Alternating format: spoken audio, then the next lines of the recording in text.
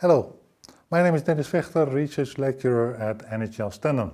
This video is about the performance objectives of a circular supply chain. A circular supply chain strives for very specific goals, very specific performance objectives.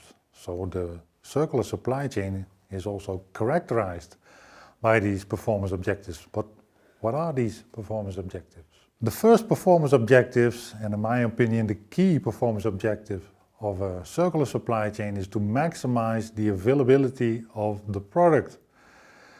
Availability of the product means to produce a product that has a long lifetime, so that it can be used by consumers as long as possible. There are also different aspects to this performance objectives, because if you want to make a product that is available to the consumer for the longest possible time, you also have to organize that this product is easy to upgrade, easy to update, and easy to maintain in case of defects. Finally, an aspect of availability of the product is that it should be possible to intensify the use of the product. Think of sharing the product amongst different end users. So that's also a way to maximize the availability of the product. But key to availability of the product is a longer lifetime. The second performance objective that characterizes a circular supply chain is to minimize the use of materials, water and energy.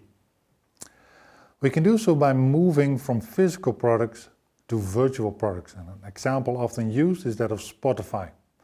In Spotify we stream music, which saves us a lot of materials for producing compact discs or moving this compact disc from a manufacturer to an end user. The third performance objective is to minimize the use of inventory. Now, inventory is very important in supply chain management. We have many applications for inventory. It enables us to actually organize a fast delivery of products to consumers, to decouple processes with different speed. However, there's also a downside to it. If there is inventory, it can always be the case that demand will change. And then this inventory becomes waste. So we have to anticipate on that and make sure that we will not produce inventory, because it includes a risk that we will produce waste in the future.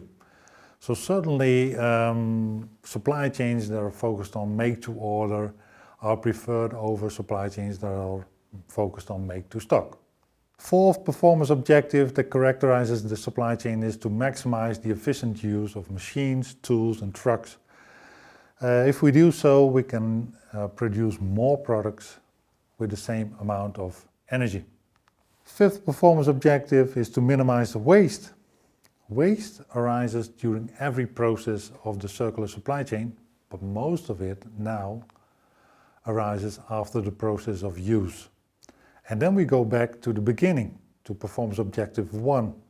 We have to make a product that will last as long as possible, because then we are actually reducing waste after the process of use.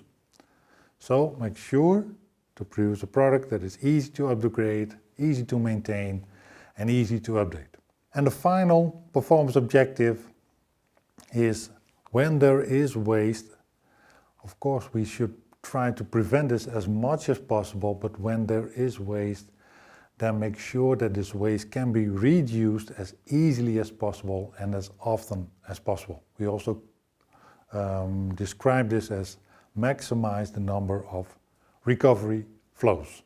All these are the 6 performance objectives that characterizes the circular supply chain. Thank you for watching.